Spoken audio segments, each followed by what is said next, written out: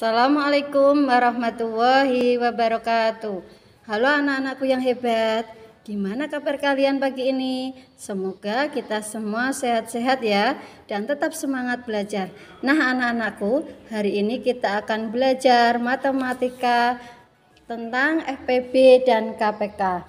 Yuk simak video yang berikut ini. Untuk menentukan KPK dan FPB, nanti ada dua cara ya. Cara yang pertama yaitu menggunakan pohon faktor. Dan cara yang kedua menggunakan tabel. Kita langsung masuk ke soal. Tentukan KPK dan FPB dari 12 dan 15. Kita gunakan cara yang pertama ya, yaitu menggunakan pohon faktor. Untuk menentukan pohon faktor, adik-adik harus ingat ya bilangan prima. Bilangan prima itu adalah bilangan yang hanya bisa dibagi oleh satu dan dirinya sendiri. Contoh bilangan prima 2, 3, 5, 7, 11, 13, dan seterusnya. Nah, sekarang kita buat pohon faktor dari 12. Untuk mencari pohon faktor, nanti adik-adik bagi dengan bilangan prima yang terkecil dulu. Bilangan prima yang terkecil yaitu 2. 12 dibagi 2 hasilnya 6. Kemudian kita bagi lagi, masih bisa dibagi 2. 6 dibagi 2 hasilnya 3. Karena 3 sudah tidak bisa dibagi 2, berarti kita bagi dengan bilangan berikutnya, yaitu 3.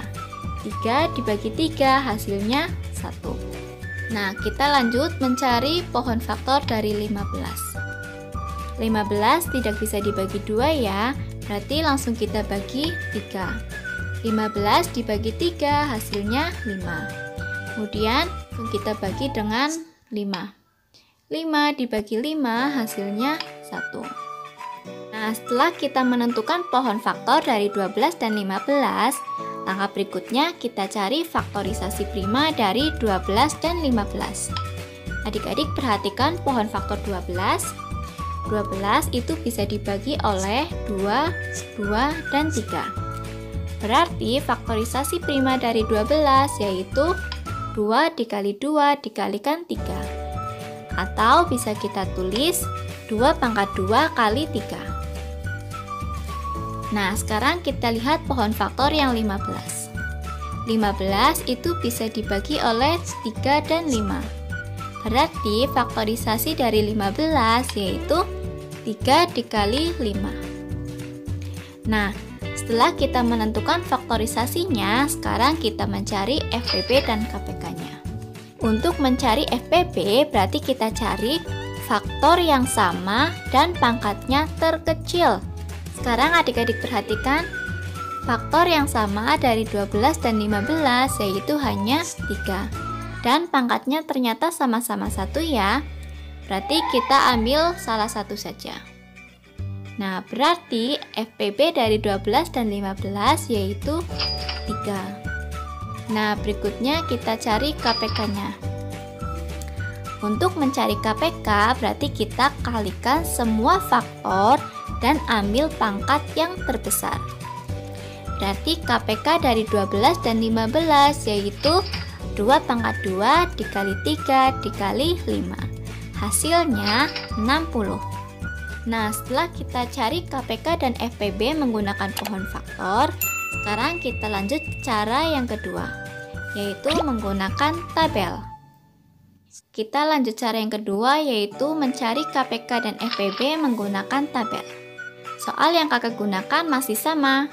Untuk mencari KPK dan FPB menggunakan tabel, adik-adik tetap harus ingat apa itu bilangan prima. Supaya tidak lupa, kakak tuliskan ya. Langkah pertama, kita membuat tabel dari 12 dan 15. Nah, yang perlu adik-adik ingat, jika pembagi bisa membagi semua bilangan, maka pembaginya langsung dilingkari. Kita lanjut ke tabel lagi. Sama seperti mencari menggunakan pohon faktor, pembaginya itu dimulai dari bilangan prima terkecil, yaitu 2. Nah, 12 dibagi 2 hasilnya 6. 15 tidak bisa dibagi 2 ya, berarti tetap kita tulis 15. Nah, berikutnya kita bagi lagi. Karena masih bisa dibagi 2, berarti kita bagi dengan 2. 6 dibagi 2 hasilnya 3. 15 tidak bisa dibagi 2, berarti tetap. Lanjut kita bagi. Sudah tidak bisa dibagi 2 ya, kita lanjut bagi dengan 3. 3 dibagi 3 hasilnya 1. 15 dibagi 3 hasilnya 5. 3 itu bisa membagi semua bilangan ya, berarti harus kita lingkari. Jangan sampai terlewat ya. Nah, kita lanjutkan lagi. Sekarang kita bagi dengan 5. 1 tidak bisa dibagi 5, berarti tetap kita tulis 1. 5 dibagi 5 hasilnya 1. Perhatikan tabelnya. Tabel akan selesai jika hasil akhirnya itu sudah 1 semua ya. Nah, sekarang kita cari FPP-nya. Perhatikan tabel lagi. Adik-adik lihat, pada pembaginya ada yang dilingkari ya. Nah, angka yang dilingkari itu berarti FPP-nya. Karena yang dilingkari hanya 3, berarti FPP-nya yaitu 3. Sekarang kita cari KPK-nya. Cari KPK berarti kita tuliskan semua pembaginya. Dituliskan semua berarti menjadi 2 pangkat 2 dikali 3 dikali 5. Hasilnya yaitu 60. Gimana adik-adik? Mudah pakai cara yang mana? Terserah adik-adik ya, mau menggunakan cara 1 ataupun cara 2. Nah, demikian pembelajaran pada hari ini. Terima kasih, sampai jumpa di pembelajaran selanjutnya ya. Assalamualaikum warahmatullahi wabarakatuh.